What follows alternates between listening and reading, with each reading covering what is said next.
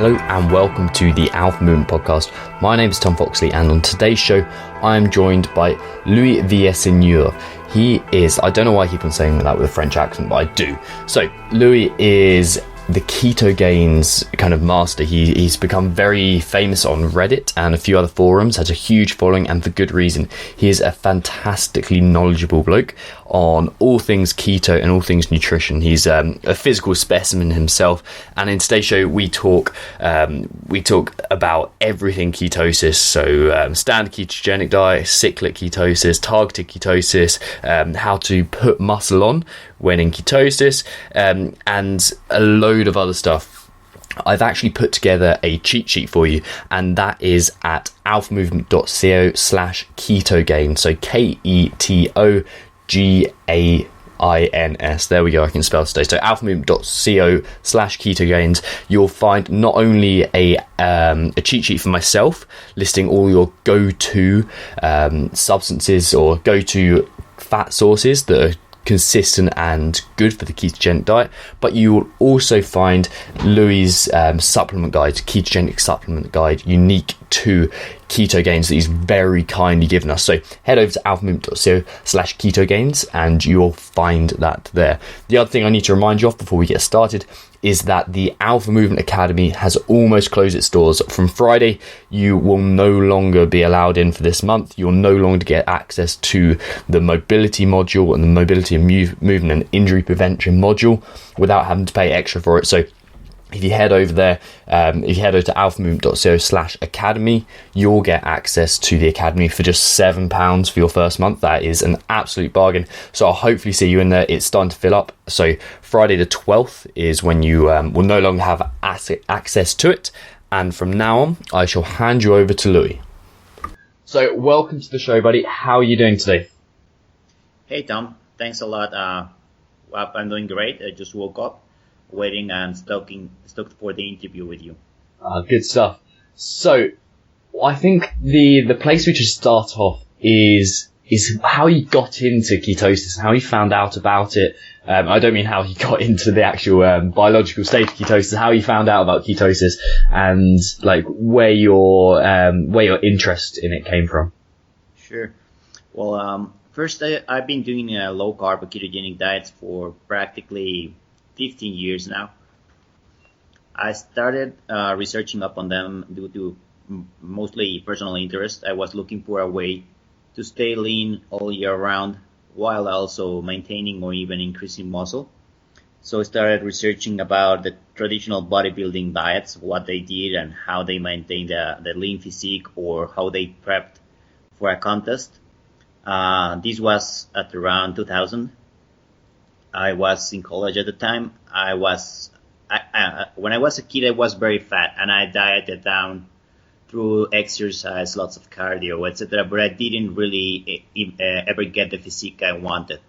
When I was in college, I was very skinny, practically, let's say, anorexic for a time. I ended up weighing about 48 kilos.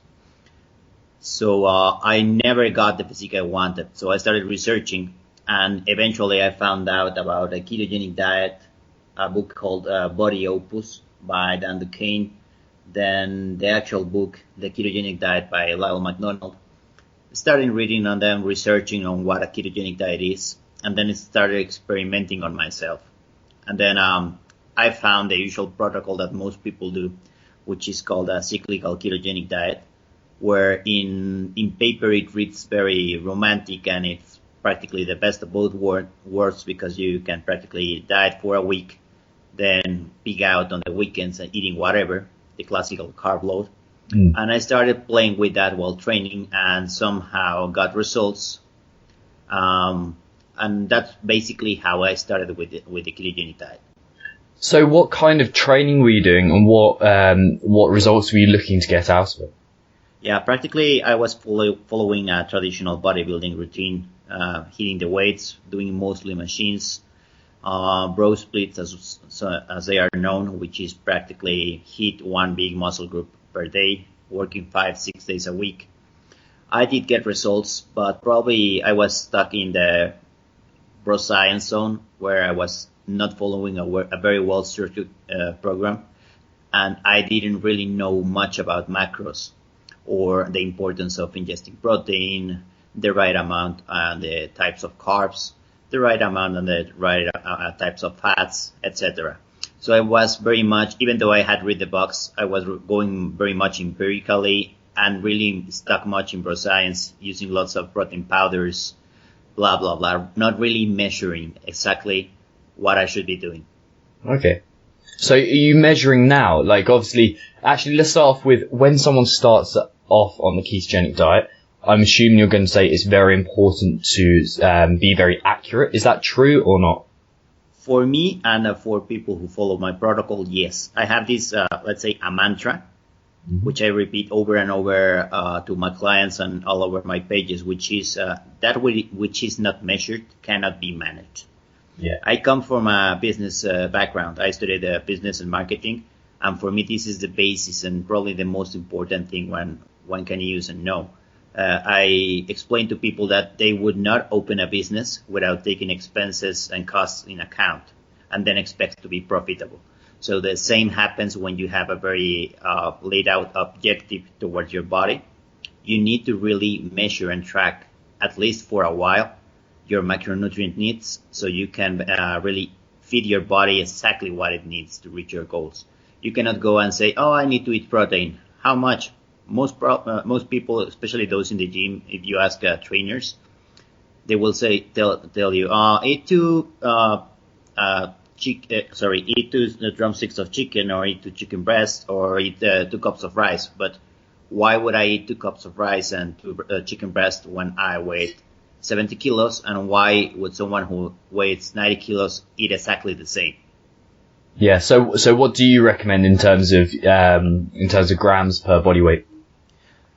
We have a tool on ketogains.com, which is our page, that is basically a macro calculator, which is aimed for, you can use it practically for any diet whatsoever. And what it suggests is practically calculate first your lean body mass. That means minus your body fat percentage. And from there, you can calculate 0.8 or 1 gram of protein per lean pound you weigh. If you calculate in kilos, that would be about 1.8 grams up to 2.2 grams per lean kilo you weigh. That's like the basis. First, you calculate your protein intake, because protein is basically your pillar, where protein is used to build and repair. Then, if you want to do a ketogenic diet, you calculate your carb grams by about 25 or 30 grams net per day. And then the rest of your calories should come from fat grams. Okay, nice. Your macro calculator is excellent, actually. It's one of the few online that you go to, and it's like, oh, okay, this actually works. There's actually some specificity there, and it's a really good tool. We get a lot of complaints from people who use it in regards that they actually end up eating less calories than they are accustomed to. And this is because we try to make it as real as possible. We actually use the calculations that you will find in any biology or nutrition textbooks. And people are normally overestimate calories burned by exercise. For example, any calculator that you use on the internet, when they ask you your how active you are, everybody will input moderately active or very active because they work out 5 times a week, for example, or 4 days. Normally, the truth is, if you're all day sitting and working off this job, even if you train 2 hours a day, you are sedentary. Exercise is counted separately, and this is something that people fail to understand or don't want to accept because nobody wants to be called a sedentary in this day and age than ever. It's really nothing worried about, but the thing is, you cannot expect a lady, for example, that her height is 5'5" and weighs about 180 pounds to be ingesting probably 2,000 calories just because a calculator said so.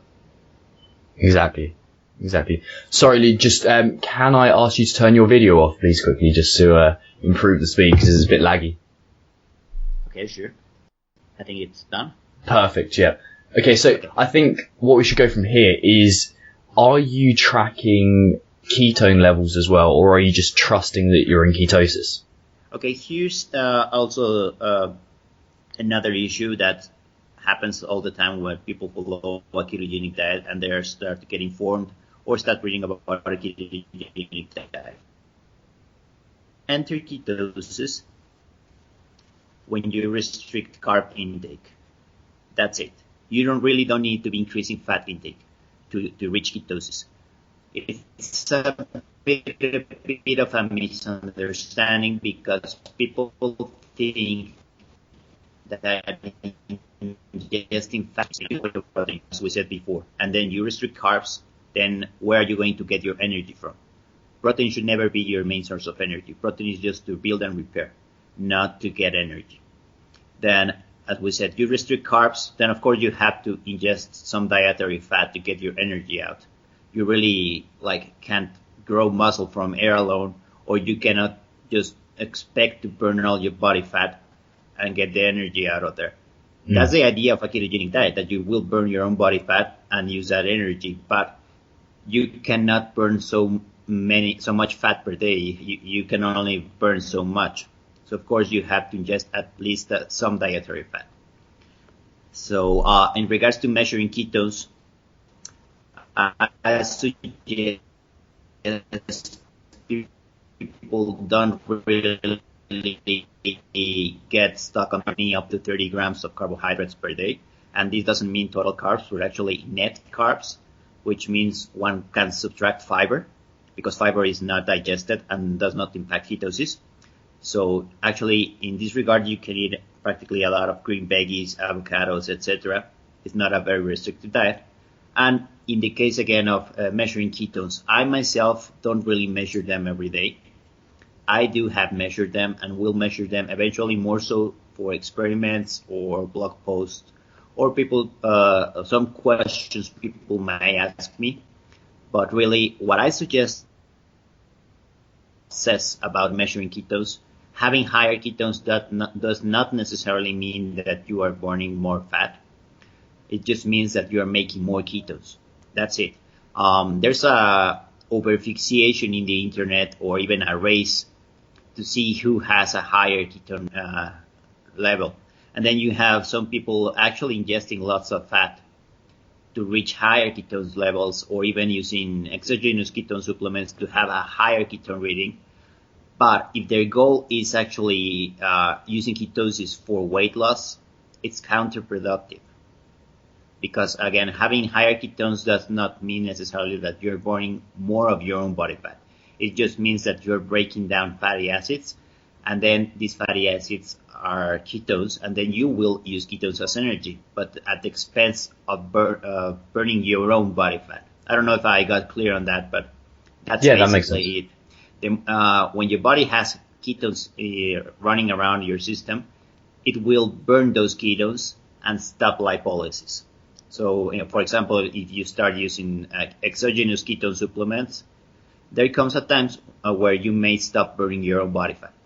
There are uses, for example, of those exogenous ketone supplements, especially if you are strength training or very active, or you want to use them for concentration. But as some people think that they are better used just for fat burning, they really don't work that way. Okay, that's really interesting. So, I know you've got a very specific way of getting into ketosis that you recommend in your FAQ section on your Reddit blog, or your Reddit subreddit. But can you go through how you recommend getting into ketosis for most people? Sure. Basically, what I said before, the easiest way to get into ketosis is practically stop eating carbohydrates. There's really not like a super faster way to achieve ketosis, because you will achieve ketosis when your liver is glycogen depleted, meaning, again, stop eating carbohydrates. So a normal person will probably reach ketosis in about 2 or 3 days at most. But if you really wanted to speed up a little bit the process, what you could do is do a low-carb diet along with a little bit of intermittent fasting. That means also reduce the number of times you feed in a day, reduce a little bit of the calories, and even add a little bit of high-intensity interval cardio, or just steady-state cardio as to deplete muscle glycogen, then obligate your liver to push out your liver glycogen, and then you'd be in ketosis a little bit faster. But this little bit faster is probably, let's say, 4 up to 8 hours faster. So for someone who is just starting the diet, for getting used to the diet and wanted fat loss or whatever, I really see no sense in trying to speed up the process.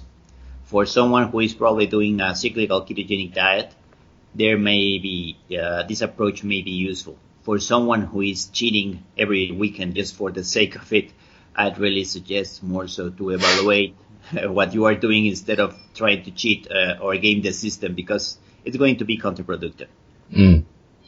So something you touched on there was obviously cyclical ketosis, Sure. And who would use that approach? Why would they use it? And kind of can you touch a bit more on what it actually involves as well, please? Sure. There are typically 3 basic ketogenic diets in regards for strength training and bodybuilding. So the first one would be the standard ketogenic diet, or SKD, which is basically just staying keto most of the time or all of the time. Basically just ingest less than 30 grams of carbohydrates per day, get your adequate protein and the rest of your calories from fat. Then you have the cyclical ketogenic diet, which is basically the standard ketogenic diet, but with 1 or 2 days of carb refeeds or carb loads. Probably some people may have heard about the it's called carb night diet. It's basically the same. You can eat carbs, let's say Friday at night or Saturday. It really depends on your schedule. But basically that's it. I have a refeed of carbs once or twice a week, probably on the weekends. And this is a little bit of, let's say, a compromise for people who want to eat normally and then resume the diet. This is a very romantic version of the diet because it started off as a bodybuilding protocol where you restore the glycogen stores supposedly to be able to work out harder and have all your muscle filled.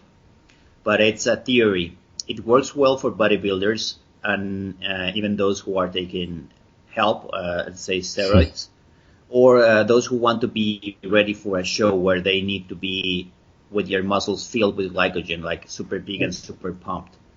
So this caused like a little bit of a misunderstanding that it has to be done, when in reality for normal folks, weekend warriors or everyday people, it really does.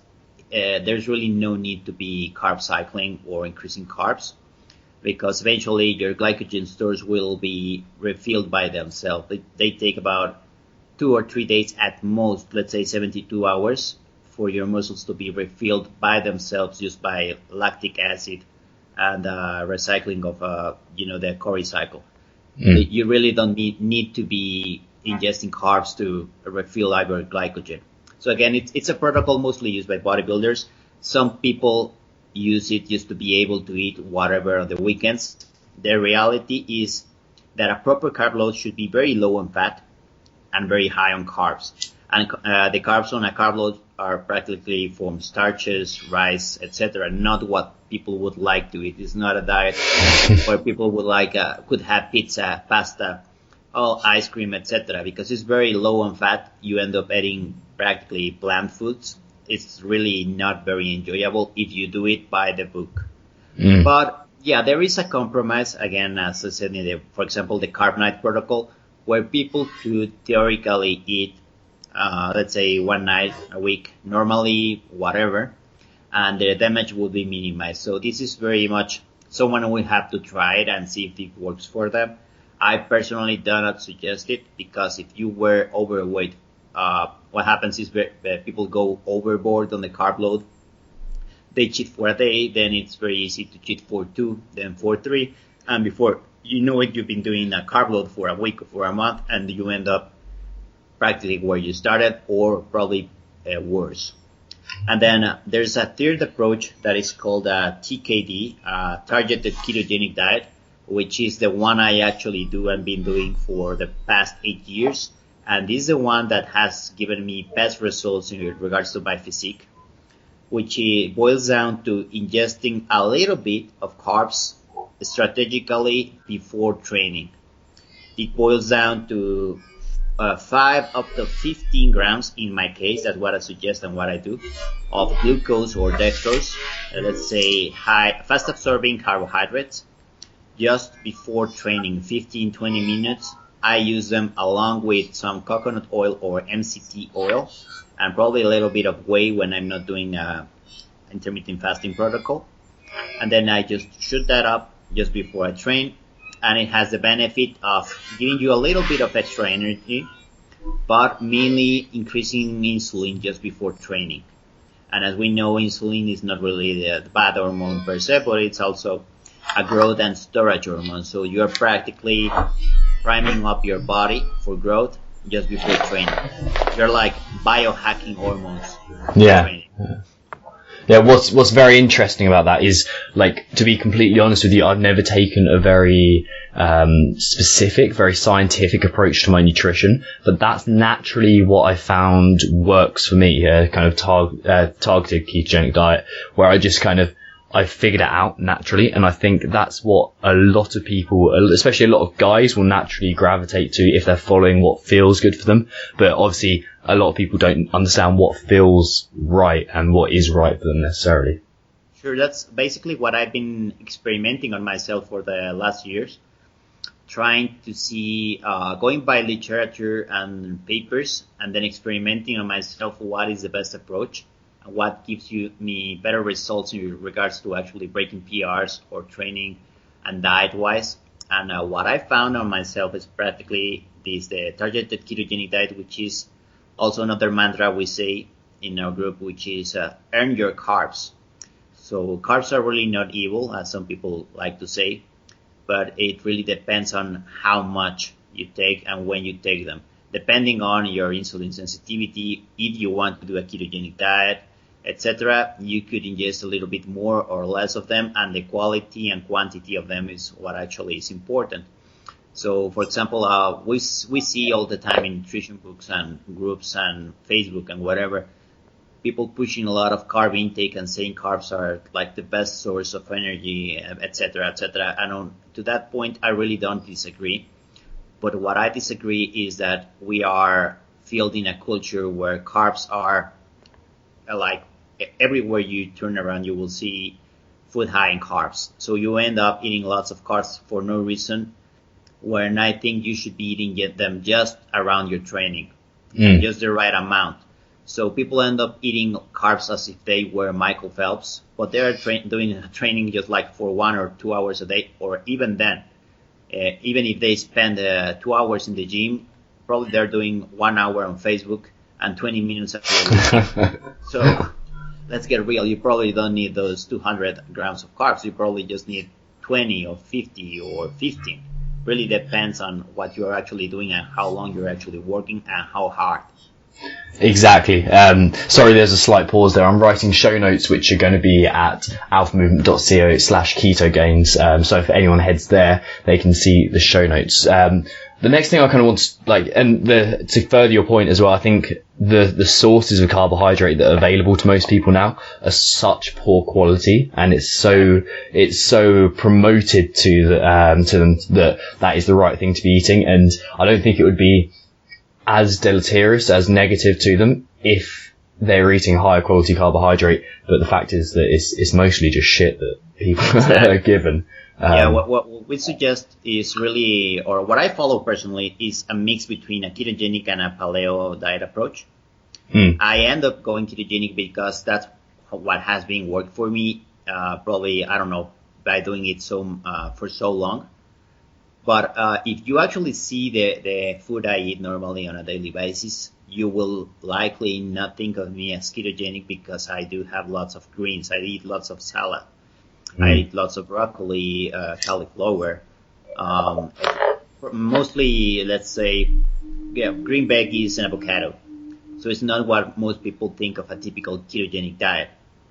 I'm not shoving sticks of butter up my face or drinking a bulletproof coffee all day long. I will do and eat fatty cuts of meat whenever possible, but I also will eat lean cuts of meat. So it really, because I follow my macros, I try to be as exact as possible when I can. So yeah, it's like a diet mostly centered on whole foods, and then with a little bit, because I'm not a paleo Nazi as well, I will have a little bit of processed food whenever. Like, for example, I will have Diet Coke if I get like craving for it, but it will not be my only source of liquid. Yeah. Everything in moderation, for example. Yeah, everything in moderation, including moderation. So what is a typical day of nutrition for you? What's breakfast, dinner, lunch, and snacks for you? Okay, here's a little bit something also weird in my case, because I also follow intermittent fasting. Nice. So nowadays I'm only having one meal a day. Okay. Yeah, it's a little bit extreme. This is something that I don't suggest for everyone, because it may not be possible. You need to get very used to this. Especially if you're doing a ketogenic diet. A ketogenic diet by itself will regulate or downregulate your appetite. This is also another reason why it works so well for lots of people. So imagine if you're trying to do a ketogenic diet to maintain or even gain muscle, and then you are doing intermittent fasting as well. Very likely you will lose weight even if you want to gain it, just because you are not tracking and not eating what you have to do. In my case, I follow a warrior-like diet, which is a protocol of intermittent fasting where you fast for about 20 hours and then you eat everything macro-wise in about 1 or 2 hours. So normally these days, what I do is I just wake up, have a cup of coffee, go and train, and I will have normally my first meal of the day between 3 or 4 p.m., which would basically be, if I eat at home, let's say from 6 up to 10 eggs, whole eggs, then some animal protein. It can be either sardines or salmon, beef, pork, whatever. Then lots of broccoli or cauliflower, avocado, etc. And then a little bit of fat. The fat either that comes naturally from the protein I just had, or I cook something with coconut oil or ghee. That's basically what I eat. I need this amounts normally for about 2,000 calories when I'm on maintenance. If I'm going to train, I may have a little bit of extra fat before training in the form of MCT oil, let's say about 200 up to 300 extra calories. And that's about it. If I'm going to, if I want to cut down my body fat, I will ingest about 1,600 calories, and probably as well in one meal. Normally, if I'm not doing one day a meal, what I will do is have 2 meals a day when I have just a little bit of practically the same with reduced calories for lunch, and then a smaller meal at night. Okay, nice. And what's your training like right now? Okay, normally I follow, or I'm very focused on compound movements. I favored powerlifting, so I will always do free weights. Right now I'm doing a full body workout where I do 2 days of strength training and then 3 days of hypertrophy. It's very much like a variation of the FAT program from Lane Norton, which I run group coaching with some of my clients. So I have the view that I want to do the same program with them. Of course, I will do it with heavier weight and a little bit of variation, but we run the same program for about 6 or 8 weeks, and then we switch with the next logical progression. Normally we do 1 cycle of strength and hypertrophy, and then switch it up a strength focused approach. So we are following an idea of being strong, but also developing physique. I don't believe in just achieving a physique without strength. I think both should be, both are correlated, but I don't like people that are, typical bodybuilders that maybe or look very big, but they don't actually have developed strength. Exactly. I believe in a balance. Yeah. That's completely in line with what I believe. I think as performance is the number one driver, and I think if we look at performance, then often the aesthetic goals will come as a byproduct of that. Exactly. Yeah. If you focus on, you have your diet dialed down, then you train for strength within reason. The aesthetic comes along naturally. We have people in our groups that basically we take out all the cardio. We're just eating correctly, and we're spending the much or little time you have available in your gym just improving your strength levels and following a very well-structured routine. And it's incredible to see, for example, ladies that we have that are over 50 years doing a squat 2 times their weight when 1 year ago they could not even do a body squat. Yeah, that's fantastic. So incredible. That's like, for me, that's a life achievement. Seeing people change their lives in such a way that they were probably going to be wheelchair bound in 2 years if they had continued the path they were before. And now they are the like bros in the gym going crazy and shouting because they just broke another PR. Yeah, I love that. I love seeing people who didn't think they could ever be strong and didn't think they ever wanted to be strong, getting strong. It's such a good feeling. And that's the one thing I really missed from my personal training days, seeing that in people who didn't think they needed to be strong and didn't think they'd enjoy it, and then giving them that. It's really enjoyable to see. Especially in women, because they don't feel like they want it, and then you give it to them like, oh, I get this now, I get this. Yeah, they're stuck in this practically mindset that society has framed them in which women should not be really strong, and it's not sexy to lift weights, or they are gonna get like transformed into a Hulk if they start going to the weight room. Exactly. Or even for me, the hardest message to get through them is to actually don't focus on the weight. And it's very hard for them because, for example, in my protocol, I have them weighting themselves every day, first thing in the morning. And it's not really just to make them see if they're gaining or losing weight, but because, again, as I have a business background, I use trends for everything. And I use a typical one-sheet way to get information. I have all my information for each client in one paper, one sheet. So I track weight and measurements, etc., but practically not every day, but just the overall trend. So even if you gain 2 kilos a day, for example, but at the end of the week you lost them again, you are having a favorable trend. And what happens with some of the ladies in our group is that they get discouraged because they're gaining weight, for example, but then you have to get the message in that they are building muscle as well.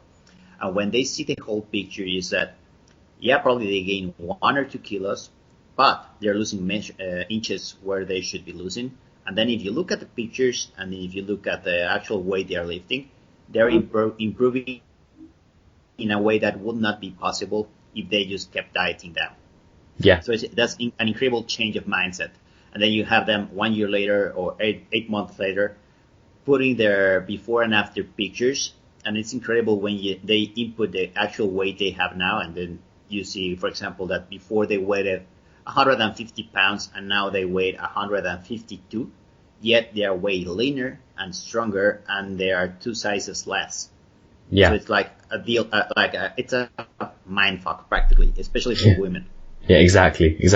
When you're shown that an hour and a half on the elliptical machine isn't what you need to be doing, it's 5 times a week, an hour and a half on the elliptical machine, we'll see what happens. Something you've kind of, we've kind of touched upon, but we haven't really gone into is training for performance. Obviously we kind of linked to it then, but could you touch a bit on how the ketogenic diet can be used for, firstly, endurance-based events, and then can we touch upon its limitations in a more explosive environment? Sure. Okay. First, we have to understand how the ketogenic diet works, and what it does, for starters, is force your body to use fatty acids as fuel. So let's think, for those that don't know, you can only carry a set amount of glucose in your body in the form of glycogen. Glycogen is stored in your muscles and then to a lesser extent in your liver and your blood. So again, it's a finite amount of energy you can carry. That is why you see people who do endurance marathons or triathlons or whatever do the typical carb load one day before. Then if you exert those glycogen stores, you have the classic bonking or hitting the wall, as it is traditionally called, that basically you deplete your glucose levels, and then your brain starts competing for glucose. You feel horrible, and then you cannot move anymore. So the difference with a ketogenic diet is that basically you have unlimited fat stores. This is also one of the reasons we get so overweight. And the deal is that probably most people are not used it or cannot tap into fat stores because their glycogen stores and glucose levels are overfilled, and the body will probably likes to use the easiest way or the fastest energy, which is normally glucose. So what a ketogenic diet does is prime your body to start using fatty acids and ketones as fuel. Let's look at it as having a small tank and a big tank of fuel. Once you have started a ketogenic diet and become fat adapted or even keto adapted, which is a process that can take from 4 weeks up to 12 weeks, depending on how you do the diet, you are very efficient at using fat stores for fuel. So in regards to some types of training, for example, endurance events, it is a very recommended protocol. Practically, I think this week or last week, if you look at internet, you will see there's even news of the winners of the Tour de France who were doing a low-carb diet or a ketogenic diet. Why? Because, again, for endurance-type events, fuel is a very reliable source. Of course, if you already know how to use it. You have to have trained your body to use fatty acids as fuel. Now, for sports that might require a little bit more of explosiveness or that require sprinting, let's say, for example, soccer or judo, probably MMA, you may need a little bit of carbs just for this explosiveness because carbs are a fast way of energy.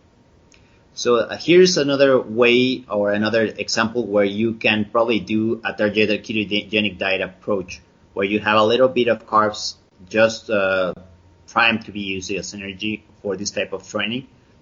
But again, you have to be adapted. There is not a diet that you can be today high carbs, then decide you want to do it next week because you have an event and want to train with that.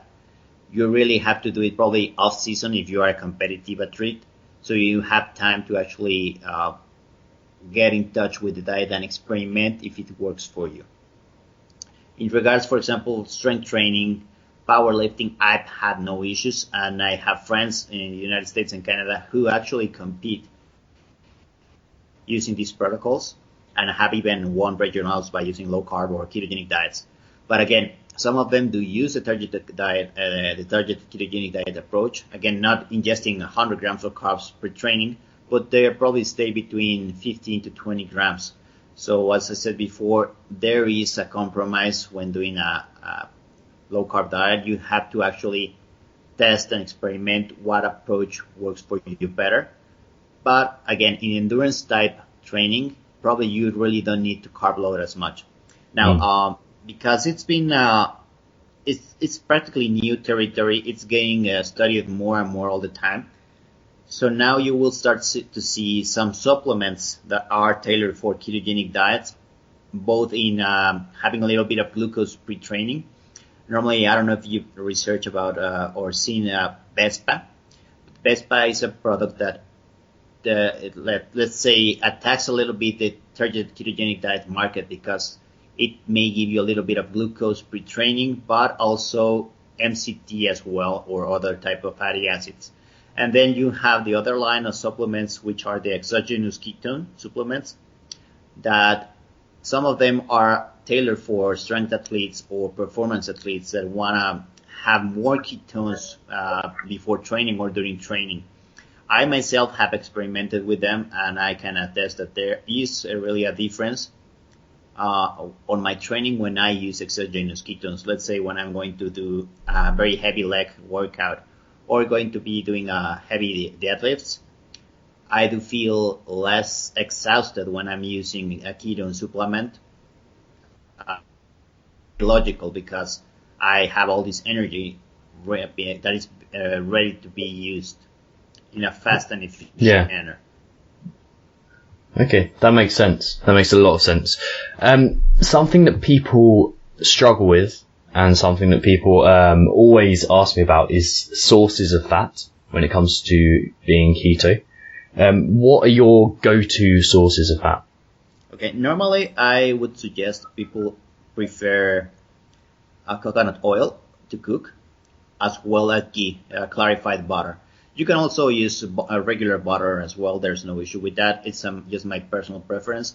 And also there's a little biohacking there because I don't know if people are aware, but clarified butter, or what is I think known in England as ghee, which is okay.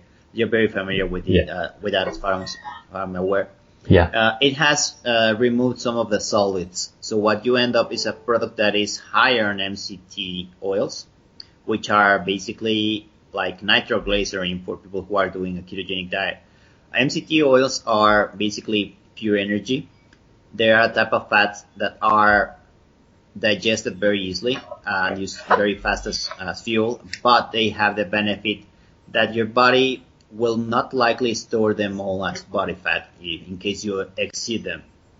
So it doesn't mean that they make you burn fat, but if you use them adequately pre-training or as most of your dietary fat intake, you will probably have a higher thermic effect.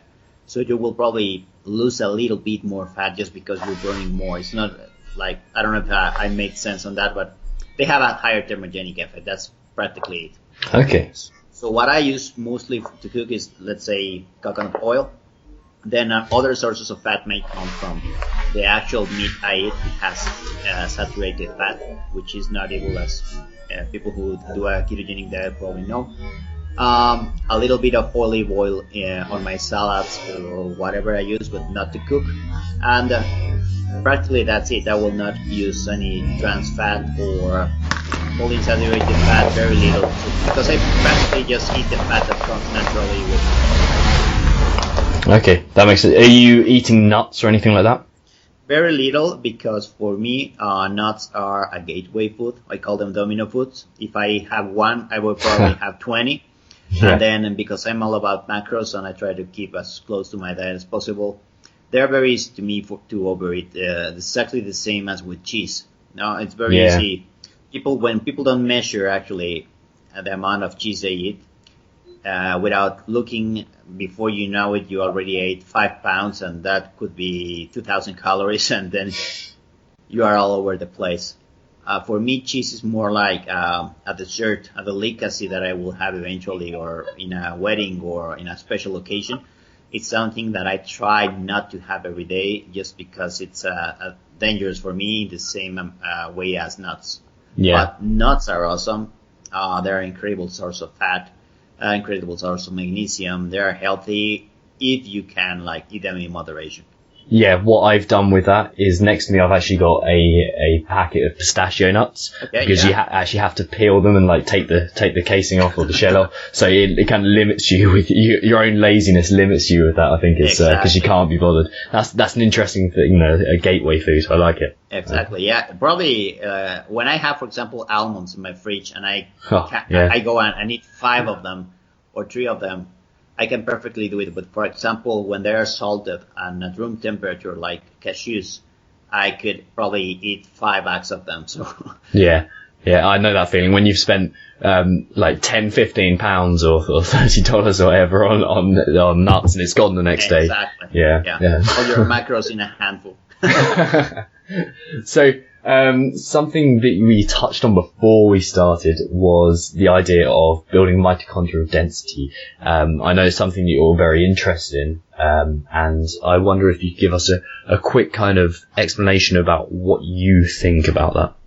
Okay, yeah, this is a very complex issue, and it has lots of every day they're finding more and more and more about mitochondria. For those that don't know, mitochondria are the little powerhouses that generate energy in our body, in our cells. Our body uses as energy currency, to say, ATP, adenosine triphosphate, which is a molecule that your body breaks down and in a small, let's say, like explosion, and generates energy. And you get ATP basically from our macros, from the food we eat. So what happens is when you do a low carb diet paired with exercise, and then even more so if you pair it as well with intermittent fasting, you can generate mitochondrial density. It means you have more mitochondria per, let's say, per cells in your body. You have more. You can generate more energy in less time. So it's all about being energy efficient. Let's say another example would be getting more kilometers per liter of fuel as if you were a car. So what happens is you're able to exercise more, you use less oxygen, etc., etc., etc. Free radicals are generated in there. So also depending on the type of food you eat, let's say whole foods probably will generate less free radicals than processed food. So there's a theory, and as we are investigating more and more, we are seeing that lots of modern diseases are not actually disease per se, but are disease of the mitochondria. Cancer is a disease of mitochondria or generated in mitochondria. Alzheimer's might be a disease of mitochondria, and so many others. So by doing a restricted carb approach or a restricted processed food approach, you may be healing your mitochondria, benefiting your mitochondria, because there's also another process that happens in there at cellular levels called autophagy. I don't know if you heard the term. Yeah. But practically what it means is that your body will destroy cells that are being not very healthy, and then reuse those parts to form new healthy cells. So this is also has to do a lot with aging, for example. Some people may not know this, but basically we age and get older because our body makes new copies of our genes, and each copy loses fidelity. So if you can slow down the process, let's say you're gonna age slower, and this happens due to autophagy and practically by having your mitochondria work a little bit less in this regard, but being more efficient with energy output. So basically, that's a theory about mitochondria in a nutshell, to say at least. And doing a low carb diet and paired with intermittent fasting seems to be one of the ideas that help with this. Okay. Yeah, it's I think for people who want a very detailed look into that, I'd recommend my podcast with DAgostino. Sure. We kind of touched on that in a few different areas. It's a very interesting show. He's a very knowledgeable bloke. No, he's the most incredible. I think he's one of the pillars right now in regards to the studies of mitochondrial density and ketogenic diets in general. Yeah, 100%. So what I want to do now is kind of touch upon a few things that you do and a few of your kind of personal habits and routines. So are there any daily routines that you follow that you think set you up for success? Well, I'm a very OCD person, in regards I want to have everything laid out in what I'm going to do on my week. So I try to plan ahead and have it all scheduled. This is more so like having a frame in my mindset. So what I do is I try to plan everything in my life. It may be a little bit OCD for lots of people, but for me it works very well to have it all structured down, because I already know what I'm going to do and I can plan ahead. So I try to keep surprises. I know life happens, but I try to keep them within a context. I can prepare for them if I have everything else laid out. So basically what I try to do is basically that. Just have a little bit of a schedule, follow it, and leave a little room for spontaneity whenever it may happen. Okay. What does the first 60 minutes of your day look like? Probably what I do normally is wake up, have a cup of coffee, and review my plan for the day. Is that a black coffee? Yeah, I normally have just black coffee. That's very funny. I was talking with a friend the other day, and people just refer to coffee and they are not ingesting coffee. They're having like a sugar-laden drink like a frappuccino, which is basically sugar with mocha and whatever, but it's not real coffee. Yeah, they're drinking a milkshake. Exactly.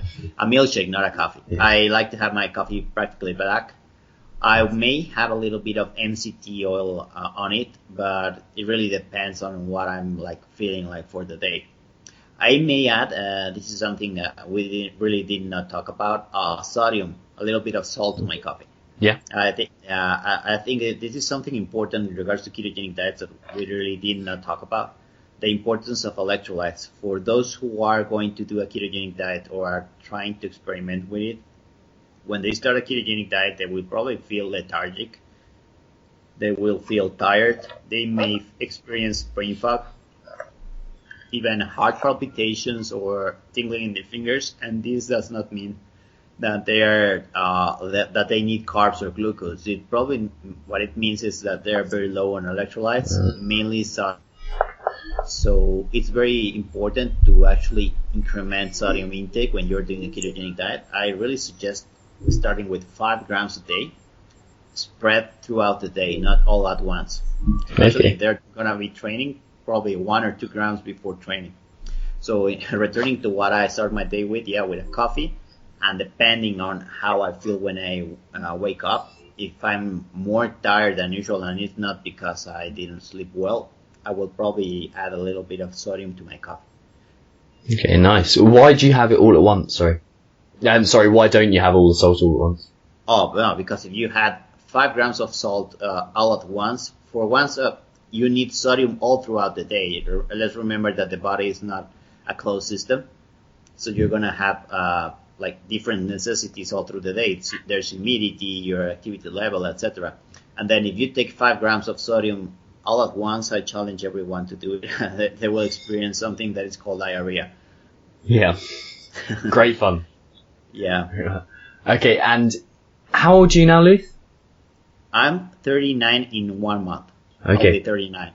So, what would you have told your, let's say, 22-year-old self? What were you doing at 22, and what would you have told yourself then? I was just finishing college. Yeah. I studied marketing and business administration. I was deciding between pursuing a master's degree in the United States or opening my own business, which I actually ended up doing. I opened a restaurant and a bar, which was very successful for a time. But what I have done differently is pursue a study in nutrition. I have studied nutrition by myself all my life on the side, just because I'm a very curious person. I'm a nerd, and what happens to me is really, if I get an idea in my head, I want to really know how it works. This is why I got really into strength training and nutrition and everything, because when I was a kid, for example, I was very fat. I said that before. Yeah. They took me to a nutritionist, a doctor, to get thin. And the first thing that struck me up is that the dietitian was very overweight. Like, why is this lady giving me advice when she really doesn't look it's working for her, right? So then she started giving me this diet plan that didn't really work out. Like, she said, what do you like to have for dinner? Well, I said hot dogs. Okay, then just eat your hot dogs, but without the bread. So what happened is that I returned 2 or 3 weeks later, 1 or 2 kilos overweight. And then she asked me, well, what did you do? Well, instead of eating 1 hot dog with the bread, I ate 5 without the bread. Because, I was 10, 12 years old and I didn't really know what I was doing. And she didn't explain to me exactly how it works. So it really frustrated me that I was not getting results because she was not explaining to me exactly how it worked. So what happened is that I started researching by myself and trying to understand how or why one gets fat and how can one lose weight. And this is an approach I've done practically in all areas of my life. I try to know a little bit about everything. If a subject really interests me, I will investigate as much as I can. And depending on how much it interests me, I may go as deep as possible. So example, right now I'm studying a little bit about mitochondria because I'm very intrigued by the concept of it. But the same happens to economics or languages. For example, I can speak probably fluently. I can speak 3 languages: Spanish, English, German.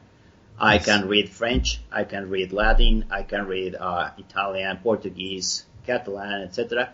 Just because I'm very curious about that, and then I try to teach myself new things. How do you go about teaching yourself? Have you got a particular method that you follow for learning languages? Okay, one is reading. Like, people really don't like to read, but if you can read, you know that the theory about the Rosetta Stone, right?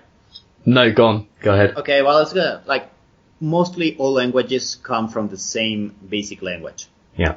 So if you know one language, or where the root of the language comes, you can very much infer basically most of the meaning of the languages. So, for example, from westernized countries, we know that basically we have Latin and German, or let's say Germanic languages. So if you know Latin, it's very easy for you to understand, in a way, French, Spanish, Italian, and all the small languages or regional languages that come from there. For example, let's say in Barcelona they speak Catalan, and Catalan is a mixture between French and Spanish. Then you have in Galicia in Spain, Gallego, which is a mixture between Portuguese and Spanish. And then in regards to, for example, Germanic languages, you have English and German, and then you have Dutch. And let's say, for example, father is practically the same in the 3 languages with a little bit of pronunciation difference, but you have father, vater, and vater. So if you get to know those keywords, you can practically understand 50-60% of a conversation, and even easier when you read them. So that's basically how I teach myself. Like, it's not something that I taught myself in 1 year, but it's like a lifetime of teaching. Nice. Is there anyone who particularly helps you get to where you are now, like a mentor or even an unofficial mentor, someone you looked up to? Oh yeah, that's funny that we get on this subject. I've been doing coaching for the last 2 years with an international organization that is called EO, Entrepreneurs Organization, that is all over the world. It's an incredible organization that you can get into, and they help you get your business like into a mind frame. It's for entrepreneurs that want to really potentialize their business, because normally when you are an entrepreneur, you start doing things on the fly. You probably don't have an accounting department, or you don't have probably everything laid out legally, let's say. So they help you review and get everything in order to really get the best out of your business, and also order your ideas, or even may help you, push you, getting you into contact with some people that may help or be interested in your business.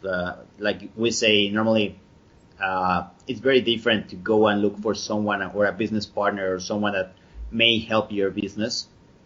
Like just go and look for him, to the difference when it is recommended or you get a direct recommendation. So this is one of the things that they help you with, but more importantly, the most important thing for me is realizing my strengths, what I need to be doing, and also where I need to direct my efforts.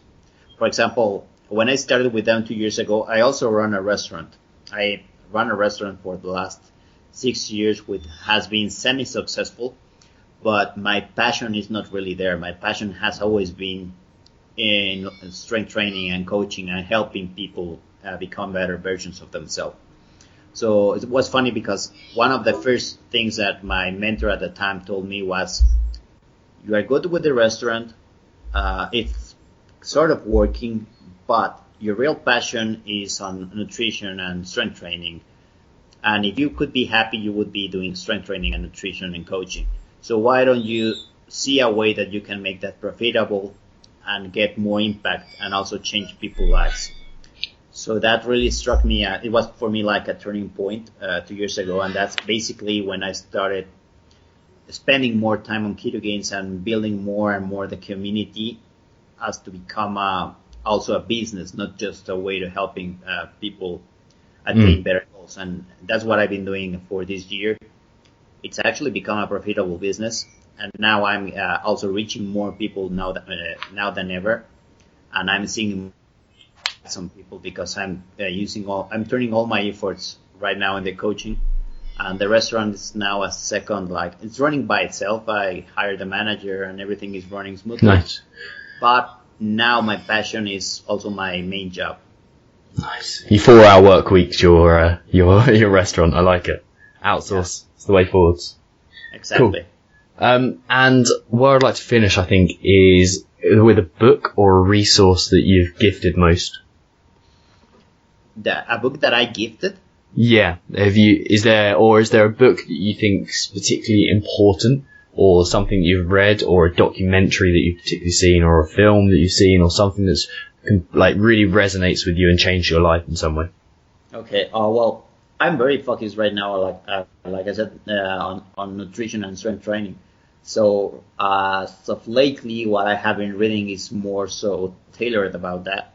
So, right now, a book that I would suggest for those that are very interested in a little bit of exercise and the inner workings of how our body works would be this particular book I'm reading right now that is called Life, the Epic Story of Our Mitochondria, which is from Lee Known. I think he's Japanese or Chinese author, but it explains very much the inner workings of mitochondria. But it's also a great book in regards to, I didn't mention, but I'm a Star Wars fan. Like everything I do in my life, it's a little bit has to do with Star Wars. Philosophy resonates with me very well. You know, Yoda, the mantra he says, "Do or do not, there is no try." That is a philosophy that I apply every day in my life. If I'm going to do something, I go 100% on it. That's why I study something, and I try to know how it works so I can give correct advice. If I'm going to talk about intermittent fasting, I have to do intermittent fasting on myself. I will not suggest anything to any of my clients or friends that I have not done myself or experimented with. I don't think it's ethical. So that's why that mantra goes very well with me. Do or do not, there is no try. And the connection with the Book of Life is for anyone who is familiarized with Star Wars and is a Star Wars nerd. You will know that the Force is practically tapered with the mitochondria of Star Wars that are called midichlorians. So the funny thing about the book is that it is written as if you were in the Star Wars universe, and it connects a lot of the teachings of Star Wars and the mitochondria and the Force with the actual real mitochondria of every human being.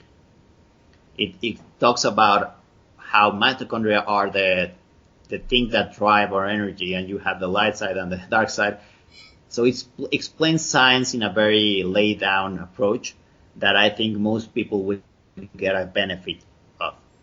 Nice. That sounds fantastic. I'm going to have to get that. It's going on the Amazon list right now. Yeah, well, let me copy it for you right now on our chat so you can post it later. Thank you very much. I'll link to that in the show notes as well, because everything we talk about and a cheat sheet that's going to that will summarize the most important parts of today will be on alphamovement.co/ketogains. So there'll be something there for everyone.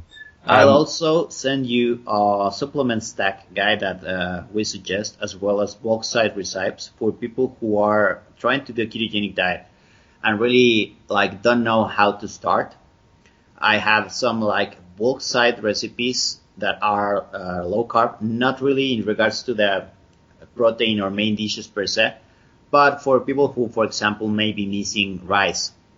We have some cauliflower rice recipes, or we have even tortilla made from cauliflower recipes that are perfect as a side dish to accompany your main dish. So it's a way for people to open up to some of the ideas or the food that you can have at a ketogenic diet, so it doesn't sound so restrictive. That's amazing. Thank you very much. I'm sure people massively appreciate that. So where can people find out a bit more about the Keto Gains movement? I'd definitely recommend the Facebook group as a place to start, but where else are kind of people going? Sure. Our main group would be, of course, on Facebook or Reddit, which I will link them. But practically they can go to ketogains.com which is our website, and there you can find links to all main outlets, which are, as I said before, either Twitter, Instagram, Facebook, etc. We're on all major media outlets right now. Perfect. Right. Excellent. Thank you so much for jumping on this call. It's been a great episode, so thank you very much, dude.